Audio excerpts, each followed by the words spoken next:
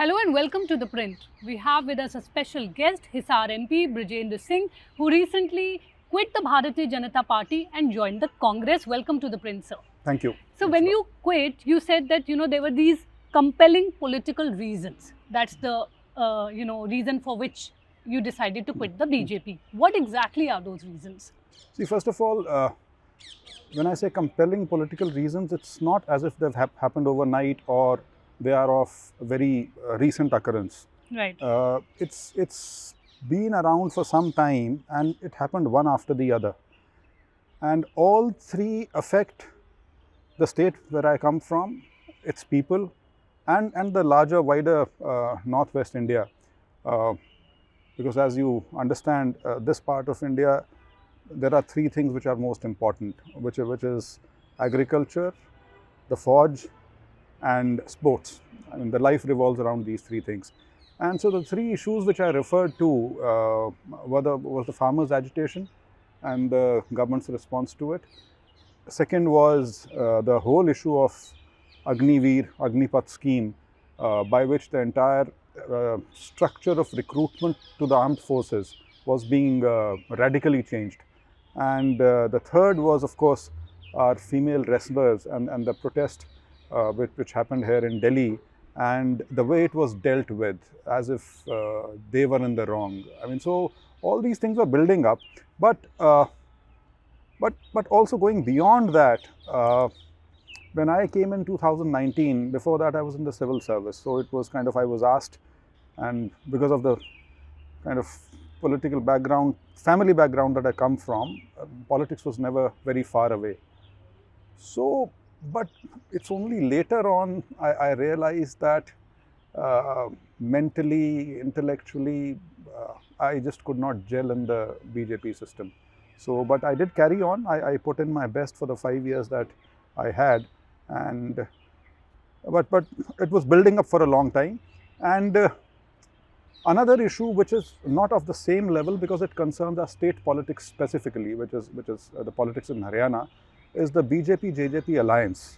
So that was again a serious friction point, and we had stated our position publicly through a public meeting on 2nd of October 2023, that if this alliance remains, then we will have to find our own way.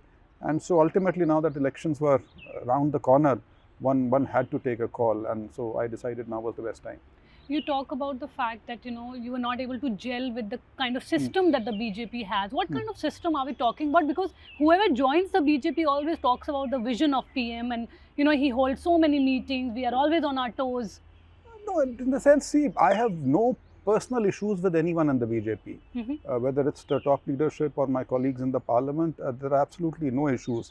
It's just that the kind of education that I've had, the kind of cultural and social setting of which I'm a part, and in which education had a great role to play. And so the ideas, and not strictly ideology, but the ideals which I held dear, we were just kind of not very comfortable. The compatibility issue was there, and I felt it right in the beginning. And so that in any case had put me on the defensive. And then of course BJP has a very structured cadre-based system. Right. And my father, who joined in 2014 and I in 2019, we are still considered outsiders in the party. It's not as if they adopt you in that sense in which you expect. So there were these 3-4 things, but these are, I would say, still at the back of the mind. But then some issues came up, and all these things then start rankling you at some stage, and so here we are. So, just before elections, we see so many leaders, MPs, MLAs, they switch over mostly to the BJP. And you are, amongst the few who has decided to go back to to join the Congress. No, in the sense, I'll not comment on why people join a certain political party. Every person who is in the political arena has his or her own reasons of choosing the path or the way which they wish to. So, not going into that, but with me, uh, Congress in a way was the I was kind of born and brought up in that culture. So, so for me, this winnability issue or how the party might fare was never a consideration. If that were so, then it would be politically, what should I say? People might call it politically juvenile that I've taken this decision. But I don't look at it that way at all. It is just that I had certain serious issues, and I found it was uh, maybe it was going to be aggravated, not kind of ease out the more we have of the same. And so I thought it's best to be where I might be comfortable. Your father, Brijendra Singh, and Huda were always considered rivals. So, now that you have joined the Congress and Huda is, Hudaji is known to be calling the shots in the Congress. How will it impact your sort of situation or your chances within the party? See, first of all, Mr. Huda and my father are first cousins. So let's get that straight. And they've always had a very close personal relationship. Uh, they got into politics at very young age when they were still in their college and early days of youth congress. So they've had a long journey together. But of course, in politics, when you reach, especially when you reach senior levels, points of friction do emerge. And especially if you are ambitious, they have to. If they did not, it would be unnatural. So those point of frictions were there, and perhaps they came to a stage where my father had to call it quits and move out of the Congress. So, be that as it may, the past, at least I don't carry that baggage because it's not as if I consider myself very senior. I did my 21 years in the civil service. I was a first term MP. So, in that sense, I don't carry that baggage or that kind of tussle which the two cousins had, and hopefully I'll be able to chart my own course. Is your father also likely to join the Congress? Well, it was on his call on 2nd October last year that I've kind of complied with. So hopefully shortly he should be announcing. And since you decided to quit and join the Congress, now JJP is saying that we should be given Hisar constituency. How do you see that? See, it's not my concern at all now that I'm no longer in that system, now that I'm no longer in the Bharatiya Janata Party. It's not my call or my lookout to comment on what JJP and BJP will do, whether they go in as an alliance and contest a Lok Sabha or they go their separate ways. It is entirely their call. But your quitting the BJP has given some sort of oxygen to them. I mean, yes, of course, because we were the most vocal critics of this alliance. And believe me, there is not a person in Haryana Congress, Haryana BJP, sorry, whether it's a worker or whether it's any office bearer, leaders, senior or junior, who is in favor of this alliance. So, but I guess there have been political compulsions because of which they've been together so far, and they seem to be wanting to carry out for the next 4 or 5 months till the assembly elections. So it's entirely up to them, and yes, our moving out perhaps makes it easier for them to talk with each other. You were with the BJP, associated with the BJP for almost 5 years. How was the experience? I mean, you who was a bureaucrat decided to join politics. You worked with the BJP for 5 years, and you say that it's a cadre-based party. How is it different from See, first others? thing I must grant to my party and leadership, which is the BJP, is that my 5 years in Parliament, I never had any problem. I got to speak on a lot of important critical issues, and the good thing was that in all those cases, it was not that I asked for kind of what issue I wanted to speak on. Right. In fact, the party would get to me and kind of ask me to speak on XYZ issues. So that way, I have no complaints. Even more important, I was put on very important committees, the parliamentary standing committees, especially the Public Accounts Committee, the PAC, Committee of Defence, Committee on Petitions, Subordinate Legislation, so many of them. And I was on 2 JPCs also. So as far as the parliamentary work is concerned, I have no regrets. But yes, the three issues which I mentioned, those I could not discuss in the parliament.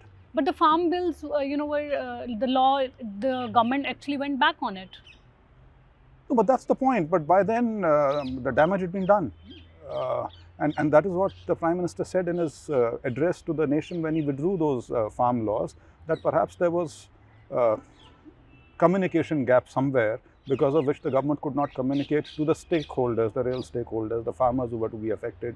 So that was said by the Prime Minister then. But he was willing to make amends. You think that's not important? See, amends, of course. I mean, you have to do it at some stage, because agrarian sector is in serious distress for the last couple of decades, maybe more. That whole green revolution thing is now plateaued out, and last 2 decades and more, agriculture hasn't really gone anywhere, and the farm incomes are dwindling. That's also a fact. So those things someone has to address. The government thought of addressing it by that way, but the thing is, it was not an issue which was to be done in a hurry. So there was no need to bring it via an ordinance route. So that created a suspicion in the minds of the farmers or the farming community at large, that maybe there is something else to it. And there wasn't enough convincing done, or enough groundwork done before getting in those ordinances or the laws by way of the bills in the parliament. So that is where I think the government missed out. The rest of it was all firefighting which was happening, and ultimately it had to be withdrawn. So of course someone will tomorrow or day after have to address this issue and come up with some solutions which are to be put on table, and maybe next time this will not happen, that you bring it via an ordinance, Right. and it will be discussed threadbare, especially with all the stakeholders, and then maybe some solution could come about. But do you think the farming community is still upset with the BJP, despite the fact that the law was sort of rolled back? I'm nobody to comment on what the entire farming community thinks. It's not a monolith that we are talking about.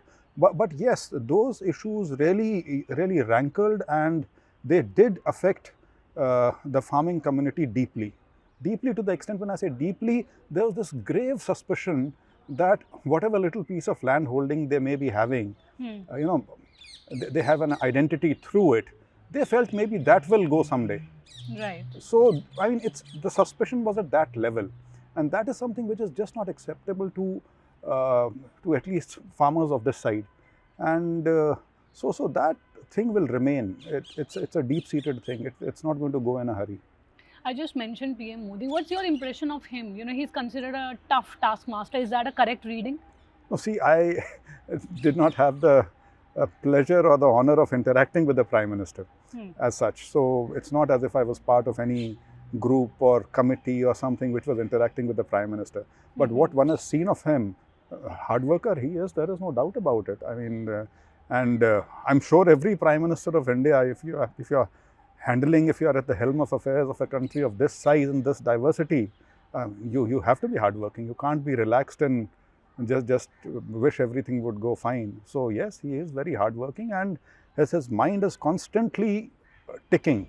It's not as if his mind rests in that sense. He's always looking at things, thinking of solutions, and wants to get work done, no doubt about that. Will you contest from Hisar? Well, that's for the party to decide. That's for the Congress to decide whether they find me suitable to contest from. But for myself and my family, I can say that we are election-oriented people. We've been contesting election for the last 6 decades and maybe more, if I include my great-grandfather into it. So that goes back 100 years. So elections is what we do, and that's the political route we are in and we prefer. So of course I would want to contest. When you joined, Kharge ji welcomed you in the Congress, but were you also able to meet Rahul Gandhi or Sonia Gandhi? Earlier, yes. Rahul Gandhi ji I met, and I met the other senior leaders also. And so when I say that I did not arrive at this decision in a rush or in a single day or because of certain incident, it's not that. I had thought of it approximately, let's say, about a year and a half ago. And But it took this much time because in politics, of course, you can't rush into things just like that. And but my serious talk started sometime in last year, September, October. That's when I met Rahul Gandhi for the first time. Okay. And so from there, it kind of. But then these 4 states elections came up. So again, there was a kind of a gap. So December second half is when things started to move. What's your impression of him? He has been raising issues related to caste, development. He's been doing his Nyaya Yatra, which has been criticized also, saying that he should be concentrating on more, things which are related to the ground. How do you see that? See, first of all, let me, and what should I say, an innocent disclosure, Yes. that I've spent a year with him in my college also. Okay. So he started his college education from St. Stephen's College, and we were classmates. So I never was under the illusion that he is what people portray him to be. Okay. He was always a... Many have used the word, of yeah, repeated exactly, Pappu and exactly. all. Yes. So that kind of caricaturing, I was never for it. And most of my friends in Lok Sabha, in the parliament, from my party, they know of my views about him very clearly, that I never kind of subscribed to that description, or as I said, caricaturing of his overall personality. I always found him to be well-read and a sensitive person. And you have to be sensitive. The kind of things which, as a family, they've seen, you have to be sensitive. You can't be, but that also makes you closed. I mean, psychologically speaking, you kind of put yourself in some kind of a protective shield. So those things may have been there. But when I said, I've been thinking about it for the last year and a half, my first trigger when I almost jumped the ship, so to say, was during the last Bharat Jodo Yatra. Okay. Because I really felt that was a defining moment for him as a person, for him as a political person, and for the Congress party's revival. It was something which people perhaps will fairly assess sometime later, maybe not right now. And so that's when he finally came across as someone who was serious, someone who, and I totally disagree that the people's issues, I mean, that is what he was addressing. Okay. He walked those 4,000 kilometers, interacted with the people. I was talking about the criticism that comes from political. That's what. Yeah, so, but even that, if you noticed, after the first week of that yatra, everyone got silenced because it came across as crass to criticize someone who's just walking and meeting people. So, and that's why I felt very strongly about that yatra, and I do believe he's a changed person ever since. After the Bharat Jodo Yatra. After the Bharat Jodo Yatra. Perception of a lot of people changed. The rest of the things, political, electoral results are something which might affect your thinking today, it may change tomorrow. But as I said, his Bharat Jodo Yatra and the change it brought about, or has the potential to bring about, we'll talk about it maybe in subsequent years. Yeah, because even after the Bharat Jodo Yatra, the results of the assembly elections were not, as expected by the Congress. No, see, there was a surge. Congress won Himachal, Congress won Andhra, Karnataka, and Telangana. I mean, Congress was virtually wiped out in that state. We had those few by-elections, and they happened, I think, just before the yatra or during the yatra or whatever. And Congress was losing security deposit there. For that state to turn around, I think it was all primarily because of the yatra and the whole Congress morale kind of getting energized. Yes, these 3 states elections was a dampener. Right. No, I'm not denying that. And that's why I said electoral politics that way can be, a very iffy business. So for a moment, one felt that yes, perhaps the yatra did not have that kind of effect in the north. But let's see. One last question. These 2024 elections are being keenly watched, the dates will be announced any time. the BJP has obviously been focusing on brand Modi as well as Ram Mandir. How much do you think it will resonate with the people at a time when the Congress is focusing on caste-based reservation, the Bharat Jodo Yatra of Congress leader Rahul Gandhi? What is it that you think will play out as far as these elections are concerned? See, as far as elections are concerned, the narrative which you set and which narrative will have resonance with the people is something which the election results only tell you. Otherwise, each party which goes into the electoral battle goes with whatever they have at their disposal, and they think they are putting their best foot forward. It's the people who judge.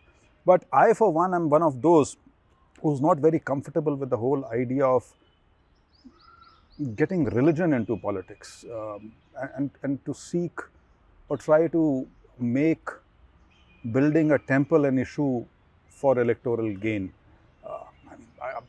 I would sound very silly to say that we are also Hindus and we are also Ram Bhakts, but that is not to say that I'll go and seek vote in Ram's name, in Lord Ram's name. So, and in any case, I feel electorally the damage which you cause has far more deeper effect on the society at large than just one election, which is fought on the issue of religion. It goes far wider and far deeper than that, and it's very difficult to get out of it. What happened in Muzaffarnagar in 2013 is still not sorted. I mean, those wounds are still, I mean, you just scratch it and they're fresh, they're still there. So these things one should be very careful with, because everyone pays a price at some point or the other. So, but the BJP and VHP, RSS, they feel they have been instrumental in ensuring that this temple is getting, has already been constructed now. So they feel that they need to highlight that. I mean, I'm not denying that. The entire resurgence of BJP post the 1984 elections, when they landed with 2 seats across the country, owes itself to the Ram Mandir movement. So of course it's what they've built on, and it's what they rightfully project as one of their major achievements. So there is no denying that. There is no running away from it. Thank you so much for talking to us. This is Neelam Pandey reporting for ThePrint from New Delhi.